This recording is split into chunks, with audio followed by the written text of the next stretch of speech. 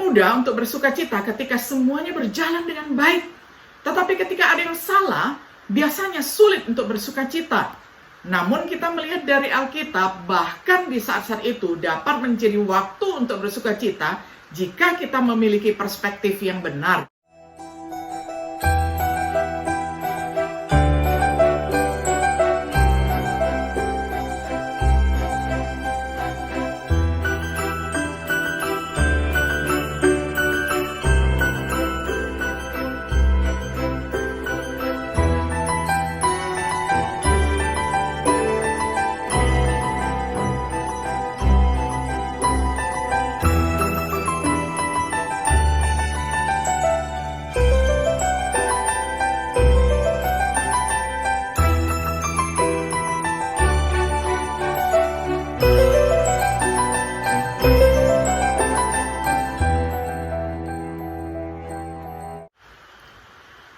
Shalom, sahabat Biblika yang dikasihi oleh Tuhan. Senang sekali hari ini kita dapat berjumpa kembali di dalam acara Refleksi Sahabat Biblika. Pada hari ini kita tiba pada episode yang ke-15 di dalam serial pembahasan Kitab Filipi dengan tema Bersukacitalah senantiasa di dalam Tuhan. Saya akan bacakan firman Tuhan untuk kita semuanya dari Filipi 4 ayat 4. Bersukacitalah selalu karena kalian sudah bersatu dengan Tuhan. Ya, saya ulangi, teruslah bersukacita. Sampai sedemikian jauh pembacaan firman Tuhan dari Filipi 4 ayat 4 di dalam terjemahan sederhana Indonesia. Sahabat Biblika yang dikasihi oleh Tuhan, dalam pasal terakhir di dalam surat Filipi, kita menemukan Paulus memberikan nasihat yang bersifat khusus dan umum. Kita melihat di ayat pertama hingga ayat yang ketiga di mana Paulus memberikan nasihat khusus kepada pribadi-pribadi di Filipi. Sekarang di ayat keempat, kita menemukan yang pertama dari beberapa nasihat yang tentu saja diperlukan untuk semua orang Kristen. Bersukacitalah selalu dalam Tuhan. Sekali lagi saya akan berkata, bersukacitalah. Kita mungkin ingat bahwa sukacita adalah inti dari surat ini. Tidak kurang dari 16 dalam surat Paulus ini, Paulus menggunakan kata atau turunannya, yakni kata bersukacita, baik di dalam pasal pertama ayat 4 sampai ayat 4 dan 18, kemudian di ayat 25, lalu di pasal 2 ayat 2, kemudian ayat 17, lalu ayat 18, kemudian ayat 29, 28, kemudian pasal 3 ayat 1, pasal 4 ayat 1 dan 4. Semuanya berjumlah sekitar 16 kali. Dalam pelajaran ini kita akan membagikan beberapa pengamatan tentang bagaimana kita harus bersukacita senantiasa di dalam Tuhan. Yang pertama, sukacita ini harus dilakukan senantiasa, bukan hanya pengalaman sekali untuk orang yang luar biasa, tetapi dalam kegelapan maupun dalam terang, dalam pencobaan maupun dalam kemenangan. Tidak hanya untuk para rasul, tetapi juga untuk semua orang Kristen. Perhatikan teladan Paulus yang menemukan sukacita senantiasa. Dalam doanya, dengan sukacita, saya selalu berdoa untuk kalian semua, Filipi 1 ayat 4. Dalam pemberitaan Injil, dalam keadaan yang sangat-sangat menegangkan, Paulus mengatakan, apapun tujuan mereka, itu bukan masalah bagi saya. Yang penting berita tentang Kristus tersebar luas, baik dilakukan dengan alasan yang tulus maupun tidak. Jadi saya tetap bersukacita, ya saya akan terus bersukacita. Filipi 1 ayat 18. Dalam kesatuan orang-orang kudus, saya mendorong kalian untuk selalu hidup rukun dan sehati, saling mengasihi, serta bekerja sama dengan kompak. Dengan begitu, kamu semua akan membuat saya semakin bersukacita. Filipi 2 ayat 2. Dalam prospek menjadi martir bagi Kristus, kamu semua percaya penuh kepadanya sehingga kamu mengorbankan hidupmu untuk melayani Allah.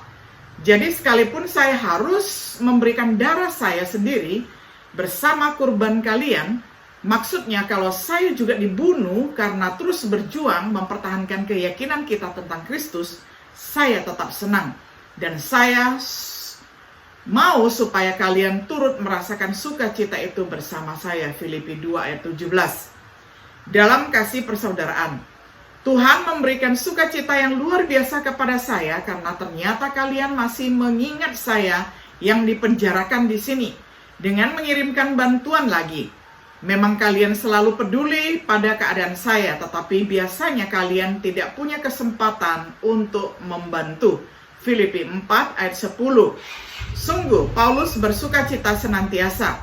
Tapi apa rahasianya? Apa sumber dari sukacita kekal ini? Yang kedua, sukacita yang tetap ini ditemukan di dalam Tuhan. Mungkin ada sukacita sementara, misalnya di dalam pemakaian obat-obatan termasuk alkohol ataupun narkoba, dalam kenikmatan seksual baik halal maupun haram, dalam kenikmatan material. Tapi ini akan seperti kekayaan, kalau engkau mengamat-ngamatinya, lenyaplah ia, karena tiba-tiba ia bersayap lalu terbang ke angkasa seperti Raja Wali. Amsal 23 ayat 5. Dan yang paling buruk adalah karena ia lebih suka menderita sengsara dengan umat Allah daripada untuk sementara menikmati kesenangan dari dosa. Ibrani 11 ayat yang ke-25. Namun sukacita yang menetap hanya di dalam Tuhan, yaitu apa yang berasal dari hubungan pribadi, hidup dan berbuah dengan Tuhan. Untuk dalam Tuhan kita menikmati damai dengan Tuhan. Oleh Dia kita juga beroleh jalan masuk oleh iman kepada kasih karunia ini. Di dalam kasih karunia ini kita berdiri dan kita bermegah dalam pengharapan akan menerima kemuliaan Allah. Roma 5 ayat 2. Kita akan mendapatkan bantuan ataupun pertolongan di dalam pencobaan. Ketahuilah, setiap pencobaan yang kamu hadapi hanyalah pencobaan yang biasa dialami manusia. Lagi pula Allah setia kepada kita. Dia tidak akan membiarkan kamu dicobai melebihi kemampuanmu. Dan ketika kamu dicobai, Dia akan memberimu jalan keluar sehingga kamu bisa bertahan. 1 Korintus 10 ayat 13. Kepastian akan persahabatan Tuhan di saat pencobaan. Janganlah kamu mengajar uang. Sebaliknya, puaslah dengan apa yang kamu punya, karena Allah berkata, Aku tidak akan pernah membiarkan kamu dan tidak akan pernah meninggalkanmu sendirian. Itu sebabnya seperti penulis Mazmur, dengan yakin kita bisa berkata, Tuhan adalah penolongku, aku tidak akan takut. Orang-orang memusuhi aku, tidak bisa melakukan apa-apa terhadapku. Ibrani 13 ayat 5-8. Ini adalah hal-hal yang memberikan sukacita sejati dan kekal. Bukankah luar biasa mengalami sukacita kekal ini? Nah, kenapa kita tidak? Mengapa banyak dari mereka yang memiliki hubungan pribadi dengan Tuhan sering mendapati diri mereka kurang bersukacita dalam segala keadaan? Mungkin karena hal yang ketiga, sering ada hambatan untuk bersukacita senantiasa. Kegagalan sukacita masa lalu, kesadaran dari kesalahan saat ini. Hal seperti ini sering membuat orang putus asa atau depresi. Paulus bagaimanapun memberikan solusi dalam Filipi 3 ayat 12-14. Sadarilah ketidaksempurnaan kita, namun teruskan untuk hal-hal yang lebih baik. Lupakan kegagalan masa lalu kita, raih kesuksesan di masa depan. Temperamen atau watak alami. Banyak orang secara alami bertemperamen melankolis. Melalui kecenderungan genetik terhadap sikap seperti ini, atau melalui pengaruh lingkungan saat kita tumbuh dewasa. Namun di dalam Kristus kita dapat diubahkan, Roma 12 ayat 1 dan 2. Dan menghasilkan buah roh yang mencakup sukacita, Galatia 5 ayat 22.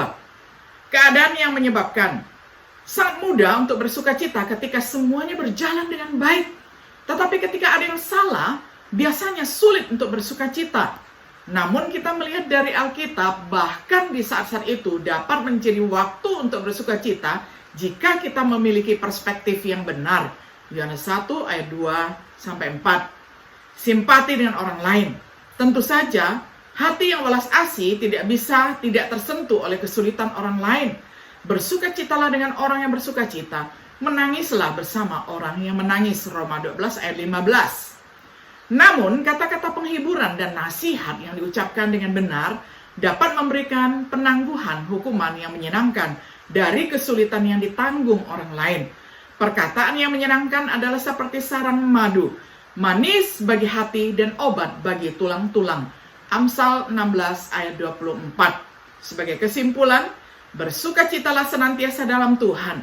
Tidak berarti seseorang tidak peka terhadap kenyataan hidup yang keras, tetapi itu berarti bahwa seseorang tidak membiarkan realitas gelap kehidupan membutakannya terhadap pancaran sukacita yang ditemukan di dalam Tuhan.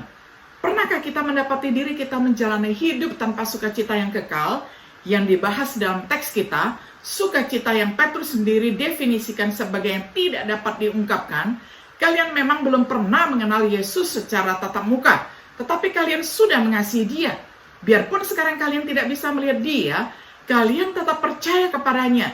Itulah sebabnya semua sangat bersukacita sampai tidak bisa dijelaskan dengan kata-kata, dan sukacitamu itu penuh dengan kemuliaan dari surga. 1 Petrus 1 ayat 8. Jika demikian, maka buatlah hubungan kita dengan Tuhan sebagaimana mestinya. Pertama, dengan memberikan kepatuhan penuh kepada kehendak-Nya, dan kemudian dengan membiarkan nasihat dari firman yang diberikan oleh Roh-Nya, memberi kita perspektif yang diperlukan untuk bersukacita selalu dalam Tuhan. Sahabat Biblika yang dikasihi oleh Tuhan, kiranya tidak ada satu hal pun di dunia ini yang membungkam ataupun yang memadamkan sukacita kita. Karena sukacita kita adalah sukacita yang kekal, sukacita di dalam Tuhan. Kiranya Tuhan Yesus tetap menjaga api sukacita itu ada di hati dan di hidup kita. Tuhan Yesus memberkati kita semuanya. Shalom.